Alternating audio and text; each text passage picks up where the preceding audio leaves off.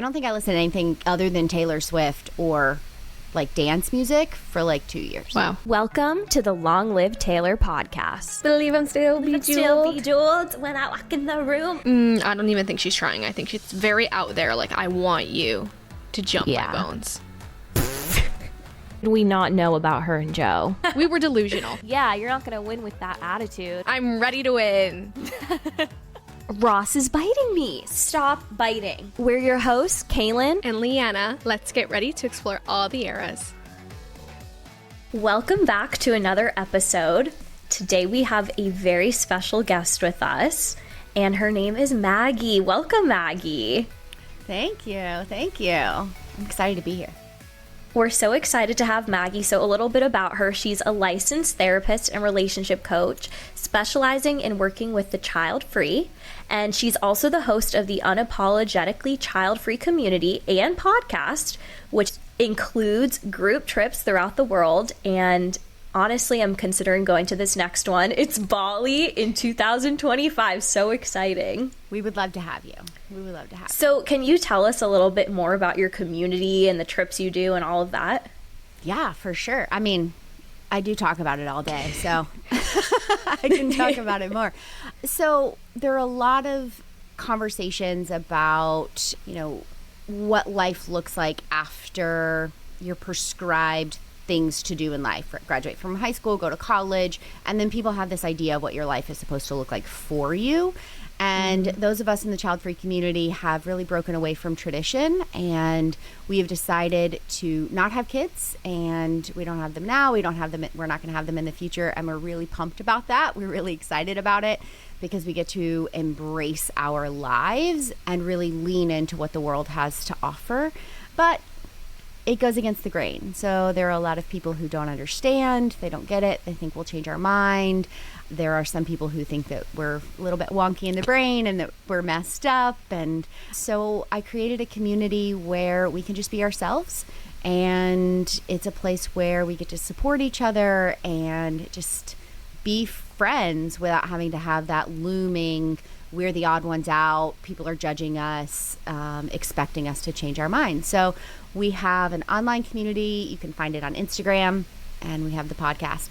The trips are epic. The trips are because typically child-free people have a little bit more time and a little bit more money, and we want to explore the world, and we want to do so in a way where we can also make lasting friendships. So we take those connections you make on the internet and turn them into in real life ride or die best friends.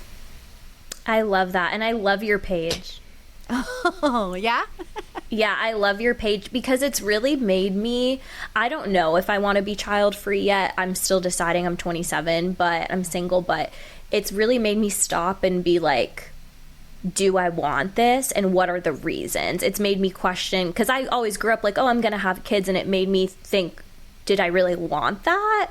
Or was that just something I was told? So either way, I think it's a great page because it's really just about living your life and questioning why you do the things you do and if it's really for yourself. So I love it. I totally agree. Thanks. I've always thought that I wanted kids, but I feel like I think your page really helps like Kaylin said, did I really want this, or was this just like the traditional way that I was pushed onto thinking? Mm-hmm. So yeah, it's nice. I like that you have a community for people who are all thinking similarly, because even like I have friends now who are moms, and that's great to be friends with them, but it is a different lifestyle, and sometimes you feel like you can't do the same things, or vacations look totally different when you're together. So it would be nice to have a group of people that could live similar lifestyles to you. So I love it. Everyone check it out. Thanks. It makes me think about like the Swiftie community. Not the same. Not trying to like full on compare, but the child-free space is similar to like finding somebody who you can just say something and they get it. They understand, right? When you're in a room full of Swifties, you can give out a lyric and everyone knows, what you mean and where that's coming from, or at least where the song is, what album or something like that, right? And feeling seen, feeling understood, feeling not judged. One of the things I love about like even just being a Taylor Swift fan, and I've talked about this, is just you get to be yourself and you get to be girly. So I'm a little older than y'all. And when I was growing up, there was this like negative thing about rhinestones and glitter and wanting to be the pretty, just sparkly little girl. And we were all, you know, wanting to just kind of be the cool girl and not care about things. And everything was just, you know, don't get hyped about something. And that's what I love about Taylor Swift. And that's what I love about leaning into her work is she is a brilliant, you know, entrepreneur. But she's also up there in rhinestones and, you know, fringe and having just the best time. And you can have both. And that's what I really love. And I think that the Childfree community is one of those things of you can have the life that you want without having to deal with all this extra judgment. I love that. And so I guess for everyone listening, so how we know Maggie, well, this is kind of our first time officially like meeting, but As a group, so Maggie's as a group, yes. So Maggie's a licensed therapist, and our Aunt Morgan of That Nerd Thing podcast, always have to give her a shout out, who's she's also a therapist. And how did do you guys just know each other from the therapy world? We from the therapist turned entrepreneur to find other avenues to use our brain and our time. We were in a group coaching environment, and then we connected because of those things that we were interested in, and then we were also child-free, and so we just clicked, and we're in our own little group chat, and we talk all the time and all those things. Yeah, so Morgan's had amazing things to say about Maggie, and she was like, you have to have her on your podcast, and she's so we're super excited. Yes. Can you tell us a little bit about your Swiftie history? Sure. Hopefully I'm not alone in this. As I mentioned, I'm a millennial, an elder millennial, and country music is not my thing. So when Taylor Swift came out, I fell into the full one. I don't think I paid much attention to her for a long time. Yeah. And then probably when Red came out, fell into that whole world opinion of she's too much, she's this, all the judgment, how can you like her? And just did not give honestly, I did no research. Didn't listen to her music. Just was like, the world is right. The world has to be right.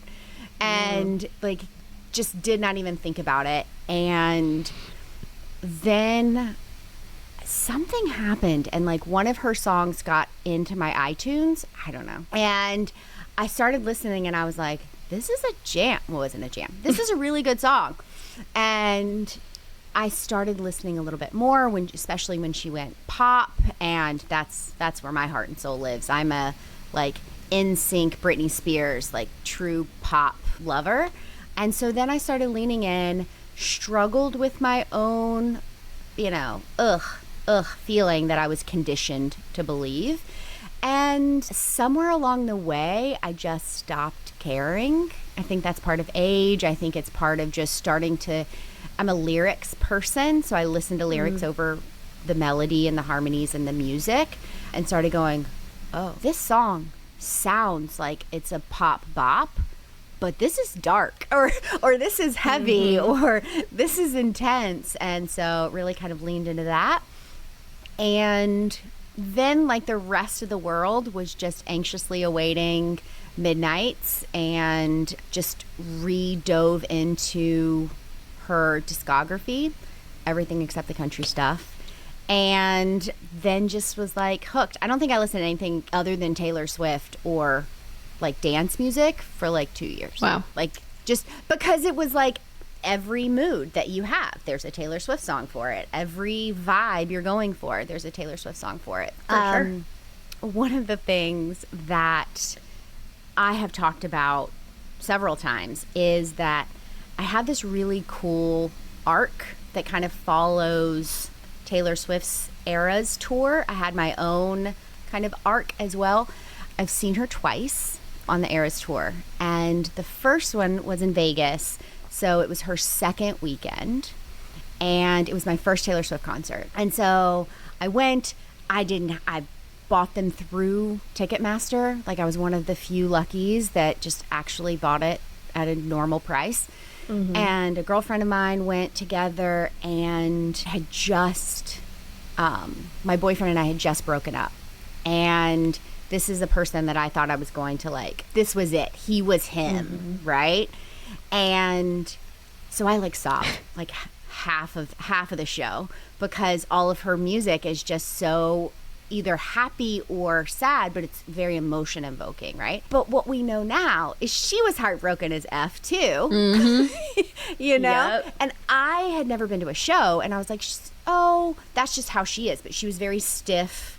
She was very like hitting her marks, but the way that you're supposed to. And then I saw these videos of a few months later of how like much more loose she was with the choreography and all of this. And I was like, oh, okay. She was just getting the cobwebs out. I mean, it's still a great show, but it was very much like the rehearsed show. You know what I mean? Yeah. And then I got a chance to go again. I live in Lisbon, Portugal. And I moved like right after that first concert. And I got a chance to go again at face value tickets. I don't know. I should have bought a lottery ticket, like luckiest woman in the world. And a group of friends and I went. And this was, last summer? So June, you know, her and Travis were like already hottest topic in the world. And my boyfriend and I had gotten back together and he had moved to Portugal. And so I'm now elated. Life is amazing. Everything is as it's supposed to be. So now I'm having a different experience to the show because I didn't really cry much, just a little bit. So it was just very, very, very different. And like the first show was in a covered stadium, so it was very dark. And I just remember like how intense Reputation was. And I just remember how like it was intense. And then in Lisbon, it was open air. It was sunny for most of the whole show. And I was just like watching her having the time of her effing life and not giving two shits about anything and just having this great time. So, I don't know. I feel like I have this like kindred spirit now with her of like, girl, I know. I was there. I was there, you know. So, I can do it with a broken heart really has like I really, really connect to that one because I was like, yeah, I can go to a Taylor Swift show and have this epic event and be heartbroken. I can move to Portugal and have my heart broken and it's fine. No one knows. So, yeah, that's a really long story of how Taylor Swift and I are the same person, you know? No, I love it. That's what we always say. It's like she writes out of your diary and it's not even like writing out of it. It's like you lived a very similar experience to the heartbreak and then being happy again. It's weird how connected she is. Yeah. Well, that speaks to the lyricism and I know that we'll talk about this, but I have thoughts on her. I have thoughts. We'll talk about them. I have thoughts. Okay. No, great. I am a fan of the lyrics as well. Like the music melodies, not as needed for me. It's really all about the lyrics. And I think it's crazy because we all live such different lives, but we all feel like she lived our life. Like, how is that possible? Yeah. So good. So today we're going to be going over Lavender Haze. Yes. And I have a lot of thoughts, but Maggie, would you start by reading the intro and verse 1 lyrics for us? I will try to read them to you and not sing them to you because we want people to keep listening. If you sing them, it happens. Meet me at midnight, staring at the ceiling with you. Oh, you don't ever say too much, and you don't really read into my... Perfect. Beautiful. Okay, so I just want to preface this that... do you know, like, the story, the lore behind this Maggie? Like, she wrote this with Joe Alwyn. Do you know all of that? Or are you just, a little bit, but... Give me the whole lore. Well, I was going to say she used to have a post explaining this song. It's now deleted. But Taylor put out like an explanation of this song on Instagram when like previewing Midnights and gave like a little snippet. So I feel like is that what you're going to say, Kaylin? Yeah, so after the Tortured Poets department came out, Taylor Swift put out playlists that had 5 stages of grief. And one of them was denial, and this song fell under denial for her. But I want to say, I am not going to look at this song through the lens of denial. It's okay if you guys want to. But I am going to take it for what it was when she wrote it, which was happiness and being in a lavender haze and being in love. So, but I know some Swifties read the lyrics and, for example, they'll say, you don't ever say too much. They're like, well, he never talked to her. That's terrible. But I'm going to take it in the good way. So I'm just prefacing it as that before we go into it. I will say, this woman is brilliant, and she is incredible and all of these things. And I'm so mad about those lists. I'm so mad about those lists. And I'm sure there's a reason for it, and she needed to do that, and we all process our information, but I'm not happy about it. Me neither. I feel the same. I'm like, don't ruin it for me, Taylor. What if I'm in a happy relationship and I want to be in a lavender haze? Now I have in the back of my mind, this isn't really a lavender haze. Well, I also think about the people who like used Lover in their wedding and stuff like that. And I'm like, oh man, like rude. Anyway. No, we have talked about how we don't agree with her. And it's like, she wrote the songs, she knows, but we still don't agree. Yeah, she's we're like, this is wrong, Taylor, but really. I mean, you can have the lists, but keep it to yourself, you know? Yeah. Anyway, Yeah. it's I fine. agree. Whatever. Okay, so you're going to come through like the way you heard it the first time before the list. Yes, me too. Right, exactly. Okay, good. Do you have any thoughts on verse 1? So I do, but it's not great in that like, so the whole you don't ever say too much and you don't really read into my melancholy, like to me this feels like there's not a deep intimate connection, which is weird because to me, meet me at midnight staring at the ceiling with you, this is after sex. Like this is pillow time. Yeah. Right? And Meet Me at Midnight gives a little bit of like booty call vibes. So it could be that, or it could just be like, you know, we're going to bed, or we wake up and, you know, do whatever. But yeah, it gives off the vibes of like, we just had sex and you're not really the pillow talk person, and you're not really paying attention to the fact that like I'm in a mood, or that I'm moody. I love that. Yeah. See, it's funny because, well, now I'm like scared to talk since Maggie's a therapist too. I'm like, she's going to analyze me. I'm going to get therapy on here. Well, then you get some therapy. It's yeah. You know what? But it's funny because this line, you don't really read into my melancholia, was actually my favorite line of the whole song. And I've seen people online say very similar things to you, Maggie, and I'm like, wow, I totally see it that way. But I really connected with this line when I first heard it because I'm very like an emotional person. When I get into moods, I'm in moods. When I'm happy, I'm happy. When I'm sad, and I show it. And I've always felt kind of weird about that, and like a lot of people judge me. But there was this guy I really liked at the time. We weren't dating, but I just really liked him and we were friends. And I felt like with him, I could be sad, and he didn't think anything of it. He wasn't thinking, oh, you're weird, you're depressed, you're this, you're that. It just, he accepted it. And I felt like I could be my full authentic self with him. And that's how I always took this line. And I love it because of that. I'm like, you don't read into it. You just see me for me. I mean, I like that better than me. No, I wrote but both. I think yours is probably right. Well, I wrote both sides of that because I'm the note taker here. Kaylin just jumps into it and just says what she feels, but like I write full notes. Holy banana boat. Okay. So, and I just wing it. So in my notes, I say both. I say he's very to himself and he doesn't read into her emotions and doesn't take it like personally, I think, is what I was thinking. Mm-hmm. But also, like, they definitely just had sex. Yeah, yeah. So I have a question before we keep going through. How do you feel about the Midnights was supposed to be 12 or however many nights that she was up in the middle of the night having feels, having this moment. And it wasn't supposed to be the way she says it, right? Is that it's not, this was the last 6 months of my life, the way that a lot of albums with musical artists are. and that this is spread throughout her life.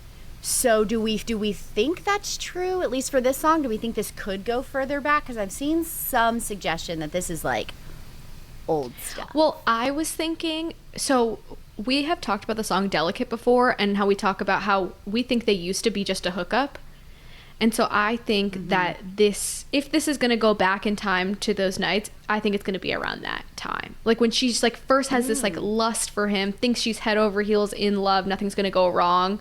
I mean, it is like right after Reputation, basically. So I think that this is definitely about Joe to me and her relationship with Joe. I don't know enough about that to be able to like have the conversation of this is about this person. I did see someone or I've seen many people who want to go back to, oh, shoot, what's his name? The guitarist with the face? John Mayer. Oh. The guitarist with the face. That's how I'll refer to him from now on. I understood it. I got it. Yeah, I saw that because I did in preparation. I didn't take notes, but I did go and say, all right, what are other people thinking and how far off am I? Didn't want to embarrass myself too much. And I was reading that and I was like, I don't know. That didn't fit for me. Yeah, that I've never heard, and I'm not seeing how people could see that. Huh. I think they reach. It was on Reddit, so, take it. I was going to say, I love researching on Reddit, but I didn't for this song. I should have to see what they were saying. Well, apparently, many people on Reddit think it's about John Mayer. I think they're a little bit, they're just reaching. We never really agree with people on Reddit, mostly. So. Wow.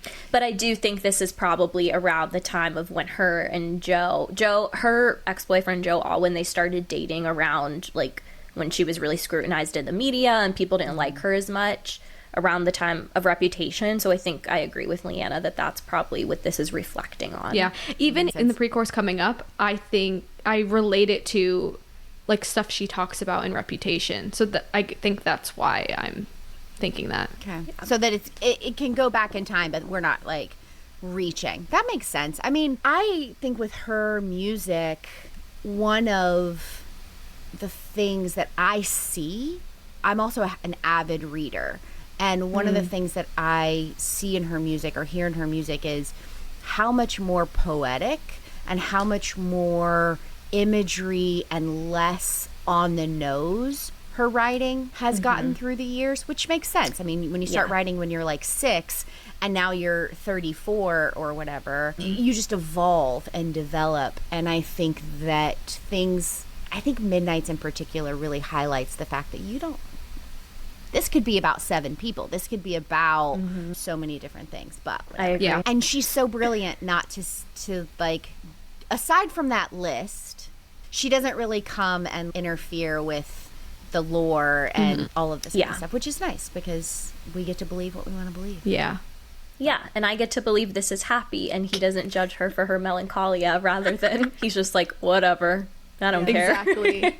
Oh, I like that better. I like that so Wait, much. maybe I'm in denial, guys, like she said on the list. Denial. I was gonna bring it up that what if it's more like we're in denial, not her. I feel like a lot of people, Kaylin included, think her relationship with Joe Alwyn was this amazing thing. And maybe we're the ones in denial that we thought we knew and we had absolutely no idea. I mean, she has gotten better at being like, hey, fans, y'all are a lot. Yeah. You know? She has. You know? So maybe. I really just wanted to call but out you Kaylin. can't blame me. The girl wrote Lover and said she wants to marry the man. How am I supposed to feel about it? She led me on. She did lead you on. Where are we? Pre-chorus? Yes. Yeah. Do I do the parentheses part? You have to sing it. I'm kidding. Me and Leanna can be the backup parentheses. Yeah. Y'all can parentheses me. Okay. Okay. I've been under scrutiny. Yeah. Oh, yeah. Yeah. Oh, yeah. You handle it beautifully. Yeah. Oh, yeah. Yeah. Oh, yeah. We're off. I know. All this shit is new to me. Yeah. Oh, yeah. Yeah. Oh, yeah. I really tried. That was embarrassing. What are y'all's thoughts on this? Mostly what I thought about is during her Reputation era, everyone's trying to cancel her. She's being very scrutinized, and he is there being supportive. And I said, the line that sticks out to me the most is in This Is Why We Can't Have Nice Things. She says, "And here's to my baby. He ain't reading what they call me lately." And that's exactly what I think about in the pre-chorus. Okay. Caitlin? Yeah, I think I agree with what you said earlier, Leanna, that I think she's just like dealing with her reputation being destroyed and everyone hating her, and then she's like, "Oh, but you're here and you're helping me," and kind of looking at him as like a little bit of a savior. Yeah. Ooh. Which now, okay, it is kind of sad. It's like, "Oh, you're tolerating me." Yeah. There's a song Yeah, there. tolerate it. Okay, so I'm right there with y'all. This is definitely about that time, and that he's handling what she's not, or he's handling it in a way that she admires or that she thinks is quote unquote good. The last line, "All the shit is new to me," I struggle with, because she's gotten criticism since she came out. And I know Reputation, what happened with Kanye, and then all the stuff after, that was a whole new level. But I still struggle with "all this shit is new to me," because when I hear that, I feel like this relationship dynamic is new to me. Yeah, I was gonna say Like that. somehow Yeah. we switched. Yeah, I was gonna say I think maybe it's new to her that she actually has like a supportive partner that doesn't read into the media and everything being said about her. Yeah, and I feel like before this, Taylor was dating pretty A-list celebrities. Like, I don't know if Calvin Harris is A-list, but he was pretty big and popular. I feel like this was one of her least known. Like, I had no idea who Joe Allen was before she started dating him. And I think that did play a role of he didn't really care as much. He didn't have as much to lose. Like, he probably didn't have a PR team telling him, "Oh, it's bad news to be around Taylor." Yeah. So I would agree that it's the dynamic of the relationship is new to her. Yeah. And so it's interesting, because thinking about how he was not as well known and other people were more well known, I know there's a lot of conversation about how public she and Joe was versus how public she and Travis are. And there's this conversation of that was his choice versus her choice. See how public she likes to be. She's loving this. She's wanting to celebrate her love and celebrate just be herself, go to restaurants, be out in the public, and be quote unquote normal, if that's possible. Yeah. And that he didn't. And I'm wondering if some of the "all this shit is new to me" is this whole privacy, this whole like, let's just keep to ourselves, let's not go out with friends, let's not hang out, let's just be on the DL. Yeah. You know, I think so, yeah. That's a good point, because I'm thinking about it, and I was even one of those people up until maybe now where I was like, I think it was her choice also to be private with him. Like, I feel like it made sense, the timing of why she would want to be private. But then I'm like, right after all that, right before she dated Joe, she was also seen with Tom Hiddleston, and she was out in public with him constantly. So I'm like, wait, was it really just because of that, or was it more of a Joe decision? So that would make sense that that's also a new dynamic to her. I think mostly because the time that they got together, she was okay being hidden because of all the drama going. And then once that drama kind of subsided, she kind of wanted to go back out there, and he didn't. And he was kind of used to her being okay with it. Yeah. I'm just thinking about it in my own life. I'm like, I'm like, have I been in a situation like this where I'm like, wow, this guy was great, like he didn't care, and I'm like, oh, he just didn't care. He didn't want to be seen with you. I have definitely been there. Hey. No, I'm saying I've been there. Like they don't. The reason that he wants to hang out at home every day is because he doesn't want people seeing you out in public together. when he wants to meet at midnight, right? Yes. Things are being discovered here today. I honestly think this is, if anybody, so, hi, I'm Maggie, for those that are just meeting me through this podcast. I have a really guarded view of men in general, and so I think there are enough crappy men out there that every single woman has had this experience of where a man's like, I want to have sex with you, but I don't want anyone to know that I want to have sex with you. I agree. Yeah, totally. There's your positive quote of the day. You're so welcome. All right. Love it. Okay. Chorus. I feel the lavender haze creeping up on me. Surreal, I'm damned if I do give a damn what people say. No deal, the 1950s shit they want from me. I just want to stay in that lavender haze. Before we start, I just need to know, everyone to know, I got a lyric wrong. I love when we do this and we point out the lyrics that we miss here. It's not a big deal, but surreal, I never knew it was surreal until today. I thought it was so real. Me too. I thought that too. So real. Yeah. I was shocked when I pulled up the lyrics this morning. Yeah. Same. See, this is how she gets you. I mean, I understand surreal, though. It does make more sense now that I'm seeing it. Mm-hmm. But so real makes sense in my brain, too. It's like, this feels so real. Mm-hmm. But this is where the denial part can come in if it's like, it's so real. Yeah. Freaking Taylor Swift. All right. Okay. So now that we're on the chorus, is this about drugs? Is not where I thought you were going to go. That is not where I thought you were going to go. She talks about drugs a lot, and I don't think so. Me neither. But I know she had that whole, this is what lavender haze means. Then there's the other side of lavender haze and how the term lavender has been used in the LGBTQIA plus community. And so there's conversations about how this is another one of the gay lore theories, that this is much more about her having feelings for a woman. I can totally What see does that. lavender mean in the LGBTQ community? So I'm not an expert. From what I understand is that lavender is just a common word that's used, and they use it in a bunch of different ways. But you can be in a lavender relationship where you have a gay man and a lesbian woman. They are very clear that they are not attracted to each other. But back in the 50s and 60s, and that it was a way to be in the closet, and then they would have best friends, and those best friends were there. Now, there may be listeners, and I would love for them to DM or comment and let us know if I'm misspeaking here and getting the information wrong.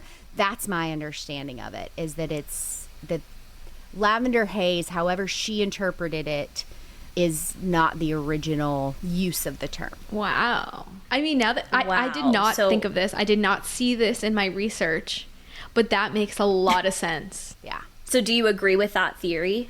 I agree. I have this belief that she knew exactly what that term meant, and that's why she explained the song the way she did during the bingo roulette, whatever she was doing, because I think she knew people were going to read into it the way that the word has always been used. Is this song about that? I don't know. I do think that she is a smart enough person and has access to the internet and knew exactly what this was.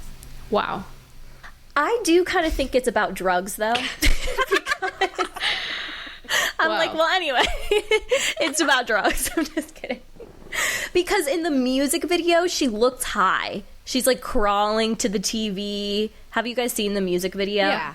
I think she's like crawling and weird things are happening. Like the lady looks stoned. I think it's because she's relating being high on weed to being having this high. I guess it doesn't even have to be weed, just like high on any drug, and being high on this love and relationship. The love is the drug. But if you think about it, if you're seeing drugs, right, if that's what you think it's about, wouldn't that be interesting if she is equating a relationship with a person or sex with a person or this one night with a person, whatever, to being stoned, to being under the influence of something? I mean, that's really denial. Yeah. Stupid list. The list haunts us. Okay, so I Googled lavender haze meaning in the LGBTQIA plus community, and it literally says it's the thought of having a queer illusion. So basically, you put this illusion on that you're straight even though you're not. And the 1950s, I feel like it comes in so well. And I feel like maybe she put out that explanation to hide the true meaning. Like you said, like she knew. She has access to the internet. She knows. That's really interesting because the line, no deal, the 1950 shit they want for me, I always thought that was referring to marriage. Yeah. Because of the next verses where she talks about, we can get to that, being a bride or a one-night stand, whatever. But I always took it more as, like, women's place in society, get married, that kind of 1950s shit, and I never took it the other way, so that's super interesting. Yeah, in my notes I wrote down, like, the world wants her to be a housewife with kids, and there's always engagement rumors, and they want her to get married, they want her to follow this path. If we think about, like, she's been vocal. She, at one point in her life, wanted to get married. She's been vocal about wanting to have children, if I'm remembering correctly. And she's also been vocal about, oh shit, what's the name of that? What's that song where she talks about, oh, y'all are going to kill me because I don't know the name of it. Where she talks about, basically he stayed the same and she was getting better. She was, come on, Maggie, what is the name? He stayed getting That sounds better. like Midnight Rain. Yeah, like, yes. And so she's talking about, like, she's chasing the fame. Thank you. That's exactly what it was. She's chasing fame. She loves her job. She loves being Taylor Swift, the brand, as I don't know how she feels about being the person. Like, that's her private life. But she loves being Taylor Swift, the brand, and the Easter eggs and the planning, and that's her brand, right? You don't put in 5 years worth of planning, 3 years worth of planning if you don't care. Yeah. If you don't care about being famous, if you don't care about your fans staying with you and being engaged with her, right? Engaged in the music. And I think that there's always been this pull from her of, like, tradition of getting married, having babies. She's from a small town in Pennsylvania, and also from Nashville, which, although is a large city, it's still a tiny town, and grew up in that country mindset, right? So very traditional, surrounded by, and she's talked about being surrounded by conservatives and how that's always been a bit of a rub. And then she's got this, like, but I want to be the most famous person in the world, and I want to be the most successful, and I'm going to go out and, like, I think that what we call dissonance in the psychological community, that dissonance is really apparent, especially in the Midnight's album for me, is just seeing how she has struggled with, she wants both. Yeah. And she hasn't figured out how to have both, and if it's even possible. I'm not her therapist, disclaimer, but I see some codependency, like, in her actions and how it matches up with how we interpret her music. Yeah. No, I see that. Going back to what Maggie said about the cognitive dissonance, I agree, and I feel like I experienced that too, where I'm like, I want to be a stay-at-home mom, a housewife, and then at the same time I'm like, but I want to be an entrepreneur. And like I was saying earlier, I don't know what I want. I'm like, I don't even think I want to have kids. Like, where did this idea come from? And I do struggle with the same things, and I notice that too in Taylor's music, that there is, like, these two extremes almost. Like, even in Lover, she's like, can I go where you go? Can I always be this close? Like, that's not just getting married. That is, like, we are glued together. We're never leaving each other's side. And then she has these other extremes where it's like, I don't want to be held down. People are like, you're just holding me back from my career. Yeah. So, I agree. Like, we're all the same. Yep. All right, you want to go to the next one? Go ahead. All they keep asking me is if I'm going to be your bride. The only kind of girl they see is a one night or a wife. I think we've talked a little bit about this already. Yeah. I like the end. I like when she kind of lives in the middle, like in the gray area, because I feel like society, she's right, like, people either, it's like you're married or your relationship means nothing. And I feel like she points out, like, it's valid to live in the in-between too. Like, I don't have to be a one-night stand or married. It's like, I like that she points that out. Yeah. I also feel like she kind of goes into, I think her previous relationship were very short in comparison. And so a lot of people think that she was just a serial dater and it didn't mean anything to her. None of them were serious relationships until this. So when everybody sees this, they're like, she has to marry this guy. Well, I also think they were dating for 6 years. And I think, like, we've, as a society, have decided a certain number of years before it's weird for someone not to get married. And I think that's what was happening, where it's like, you were married for 6 years, so where's the ring? Why aren't you married? Yeah, that's how my relationship And she's pointing out the hypocrisy of it. Yeah, she's pointing out the hypocrisy of it, but then in songs like You're Losing Me, she admits that she actually was disappointed they didn't get married. Yeah. She's like, I wouldn't marry me either. No wonder you didn't want to marry me. And she sounds really sad about it. So I think, I don't know. Living in it, it's kind of like, I agree with everybody, but I don't want them to know I agree. Like, I agree, where's the ring? So let's go. But also like, no, it's fine. Like, we're in a happy relationship. There's no rush. Like, you don't want to let on to everyone that you're like, yeah, I'm ready to get married. So I'm 38. I've never been married. I've been in 2 long-term relationships. And so I've had the same thing of like, when are you going to get married? When are you going to get married? And there have been periods in my life where I was like, never. That patriarchal bullshit is not for me. And then I've also had those moments of like, this is something I've wanted more than anything. And I think that the resistance, that's my denial of like making it okay. And it's hard because I also am a feminist, and I struggle sometimes of what does true feminism look like? And as someone who's chosen to be child free, so much of my life is just like the middle finger to the patriarchy. And not being married kind of was congruent with that, and wanting to be married and having that experience has felt in the past, it doesn't now, but has felt in the past almost anti-feminist, because it has felt like I need a man, which is bullshit. I don't need a man. I take care of myself. I choose to have my partner, and because he's amazing and he enhances my life, he doesn't complete my life, right? And I think that's the hard part, is to admit it out loud. People misconstrue that as, all I've wanted to do this whole time is find a husband, which is, that's not the case. It's, all I've wanted to do is have this life that included, you know, finding a life partner that I happen to put the label of husband on. I think that goes back to the like 1950s, but she wants it, but she doesn't want to admit that she wants it. Yeah. And because of how society just wants to say like, that's all women want. That's all they're good for. Yep. Which is bullshit. That's true. Yep. Wow. This is I good. know.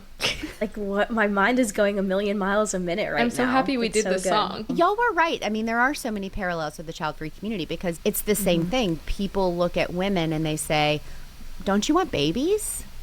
You definitely want kids. You definitely want to be a mom. And when you hear someone like me, I've always known I didn't want to have kids. And you hear someone like me who's like, nah, pass. Like, nope. It boggles their mind, because I am as emphatically no to children as some of my friends are yes to being a mom. And that continuum, people have such a hard time seeing that there is another side of the continuum. Yes, there are people like you, Kaylin, that are in the middle. They're fence sitters. They're unsure. They're figuring it out. And that people can wrap their head around a little bit more, because they assume you're going to choose to be a mother. They do, yeah. And whether you do or not, to me, active and purposeful decision making that led you to yes or led you to no is so much more than most people do about big decisions in their life, right? And I think even getting married, there are too many people who, you date for a year, you're engaged for a year, you're married after 2.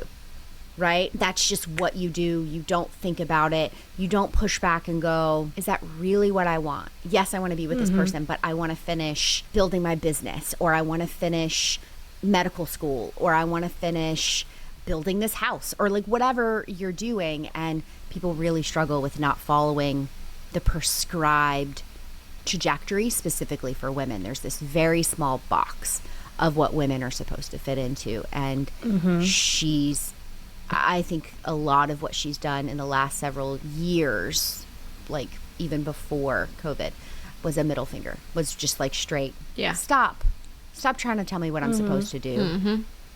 Yeah. I can be successful. And I relate to that so much, because so me and my boyfriend have been together 7 years. He just proposed, but we also Fiance. we also just bought a house. And we made the decision we will never be engaged until we have our own place, our own house to call home. And everybody hated that. They're like, you don't need to wait. What's the point? And it's like, that's what we decided. And barely anyone understood that. Oh, I love that. One, I know that you wanted to be married. And so congratulations. Thanks. This is so exciting. Thanks.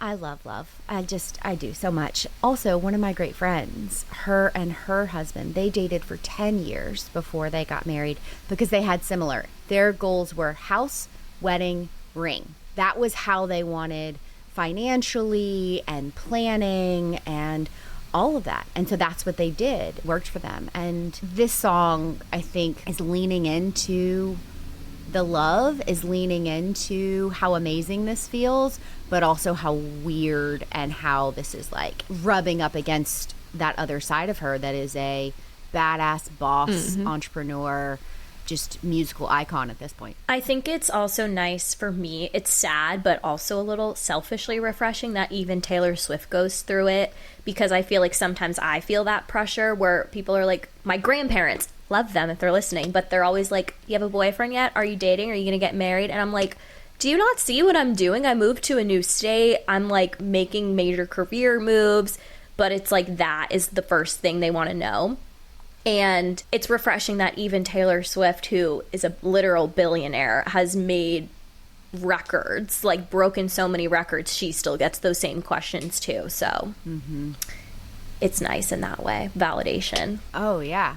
Well, that's what I love about my Eras Tour arc is it's like, same girl. Like, I'm an entrepreneur. I have 2 successful businesses. We can be out there killing it. And also, our private life can be like a fucking mess. And as long as the business looks good, no one asks questions, right? And because the people don't, not all of our people, but so many people don't actually care. I know this sounds terrible. I am a therapist and an empathetic person, I promise. But most people don't care about us, which makes it easier to slowly stop caring about what other people think. And I wonder where that happened for her, where she stopped caring as much about what the others were thinking. Yay. I'm excited for that because I care a lot right now. So Same. Yeah, it's so true. Love it. We can go to the bridge. Okay. Talk your talk and go viral. I just need this love spiral. Get it off your chest. Get it off my desk. Get it off my desk. Talk your talk and go viral. I just need this love spiral. Get it off your chest. Get it off my desk. I love it. It's so snarky. It is snarky. This to me is the boss. Oh yeah. This isn't the 1950s housewife. Like how we transitioned, she was like, I don't want to be the 1950s shit they want from me. This is who I am. Or at least in this moment, as she's writing it, she's like, I think leaning into F you. Yep. Yeah. Have you met me? Like, I got this. I see the man. And I see her in her little blazer. That's so cute. Yeah. I always think about the thing I love about the desk is the imagery is so clear, even before eras. Like the imagery is there. My image was like someone handing her like a phone or a tablet or a piece of paper that's like, look, you're in the news again, right? Somebody went viral and like wrote about her. And she's like, okay, you went and got it off your chest. Now get it off my desk. I don't care about it. Like it's not a priority. It's not a to-do. It's like, why is it on the CEO's desk? I don't need to see this. This has nothing to do with me. Yep. I think that going back to what I said about, I think this is still about her being in love and not as denial as much. I think she was really leaning into love because I think she was working so hard her whole life for her career. And I think even in Miss Americana, she said, and then there was no one there to celebrate with. I think this is her kind of going to that other extreme, like none of it matters because I'm in love. Oh yeah. And I don't know. I feel like there could be more of a balance, but Yeah. I also like just being like, forget it. I don't care. I'm in a relationship. It doesn't matter what other people think. I see that. And I think that's also, let's clear the desk. I have these to-dos. But you know what? I'm going home early because I'm in charge and I'm going to go have fun with my new man. And maybe I'm leaving stuff on the table. Maybe I'm not, whatever. I just need this love spiral. I think it speaks to is this about drugs, right? It's just, I need my fix. I need my man. Has he texted me? When are we meeting up? I just need this. There's definitely a craving there. Definitely.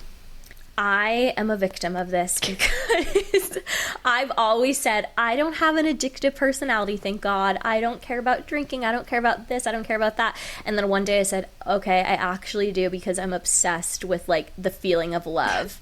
Like, I'm like, I need to be texted. I need to be. And I'm like, could be a really strong addiction. Like similar addiction to drugs and alcohol or gambling or whatever things people usually have addictions to. I think I low-key have a love addiction. It's because the same hormones that are released during those highs that you're saying are the same hormones that are being released when you're in love. Your body and your brain is truly addicted to the feeling. Yes. Crazy. It is crazy. I do think, though, this still speaks to me that there's some codependency, or there's at least for her, she also has this addiction to the love and wanting to feel loved and wanting to feel accepted and heard. These are all natural and normal things that we want as humans. And I think sometimes she leaps before she looks. And this is a very common thing when we are just seeking to feel better, is we just jump into what feels good and we don't assess. Like, the way that I think about it is like cake. You know, I took a bite of the cake, it was so good, I keep eating it, and then holy shit, I just ate an entire cake. I don't feel good now I feel icky. So I go drink a bunch of water. I drink a sip of water. Ooh, that makes me feel better. So now I drink too much water, and then I go throw up and I feel bad. And I think that there's some level of that, which is part of why I'm a little bit, if she's happy, love it, but Travis gives me pause. That's how I feel about Maddie Healy. Like in general, that he's just both, like both. Okay. I hate Maddie Healy, but also when she was with Maddie Healy, that's kind of what I felt like he was kind of like a band-aid, and then she was like in love with the feeling. And then, but I do see the same thing with Travis, because like the second she was over with Maddie, like Travis tried reaching out, and I guess she was like, yeah, like I think easily they're both rebounds, and maybe they'll work out, maybe they won't, kind of thing. Yeah.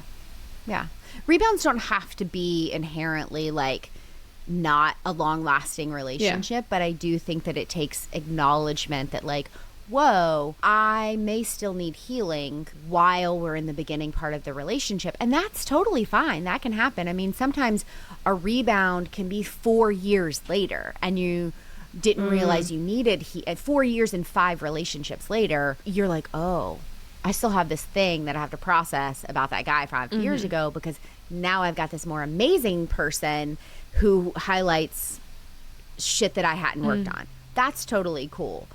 So on my therapy website, it's like about me, and it talks about like, I'm a Swiftie, and like at the bottom of it, you know, I say I do think she needs therapy so that she can see trouble when it walks in the door, you know, because she talks about that in in another song, right? I knew you were trouble, and it's like, you still want it, and you still want it. Cool. We all want to like have a fun time, let's say. But I think on some level, we have to recognize that not every fun time is completely fulfilling. Not every one night stand, not every palate cleanser, you know, relationship is more than that. What's crazy is, so right before this, me and Kaylin recorded another episode, and I brought up how recently she played Clean as a surprise song on the Eras Tour and changed the lyric to say, like, now that you are clean of him, basically. She made it about a guy. And I'm like, she's been with Travis now, like, what, like a year-ish? A little more than a year. But she's still reflecting on either Maddie or Joe. We don't know, truly. But she still isn't truly over any of it. And I think she left Joe, after being with Joe for 6 years, I guess it's very stereotypical of me to assume this, but I think she jumped into 2 relationships very quickly right after that breakup, and I don't think she has processed any of that breakup with Joe. While she's on tour, one of the world's like, come on now, I could probably get a degree at Harvard before I could get Taylor Swift tickets, you know? Like, well, not me personally. Somehow I got our lucky fairy dust. But yeah, I mean, no fault to her.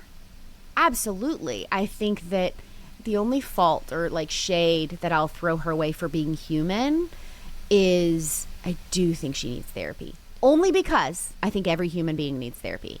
And so I'm not saying she needs it because of one song or one relationship or anything like that. I think we all need therapy at one point, and she is the CEO of a billion-dollar brand and also trying to figure out her personal life. Yeah. There's nothing wrong with wanting support. There's nothing wrong with wanting somebody who is an unbiased third party, because she's got great friends, but they're still human too, and they're friends, and sometimes our friends don't tell us what we need to hear. They just tell us what we want to hear.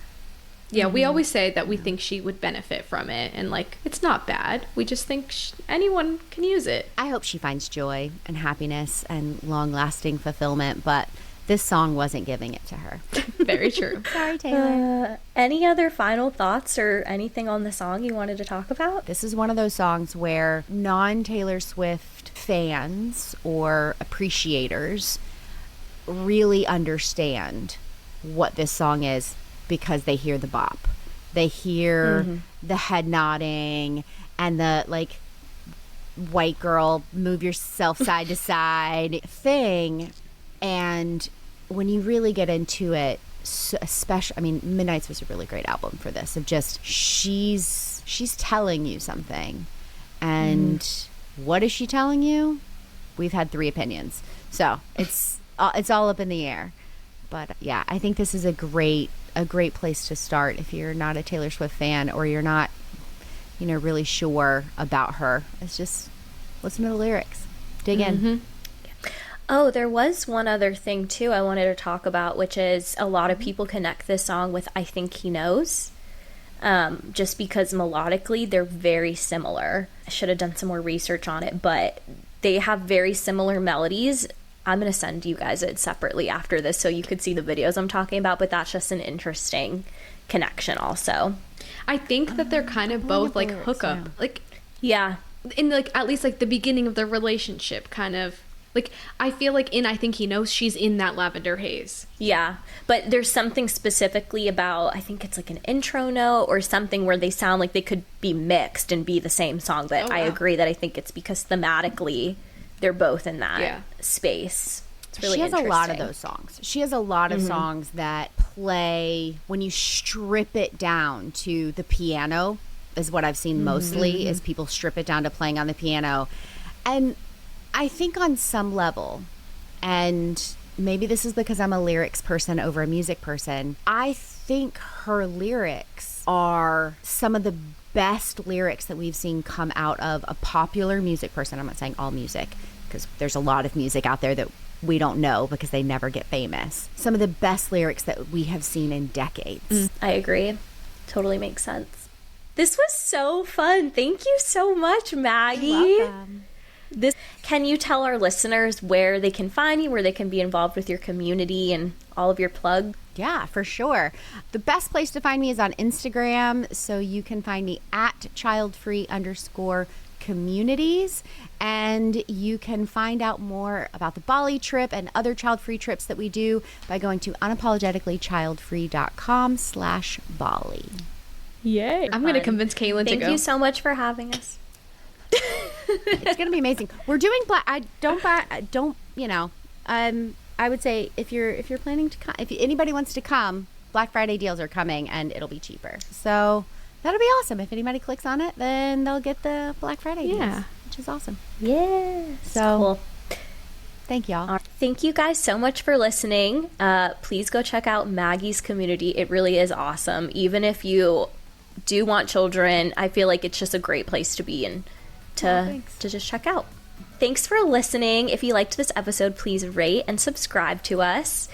Give us a follow on socials at Long Live Taylor Pod. We're on TikTok and Instagram. And you can also check out our full videos on YouTube at Long Live Taylor Podcast. Last but not least, if you would like to be a guest, if you have any song suggestions, questions, comments, concerns, you can email us at longlivetaylorpod@gmail.com. Thanks for listening. Bye. Ciao. Oh, I love the chow.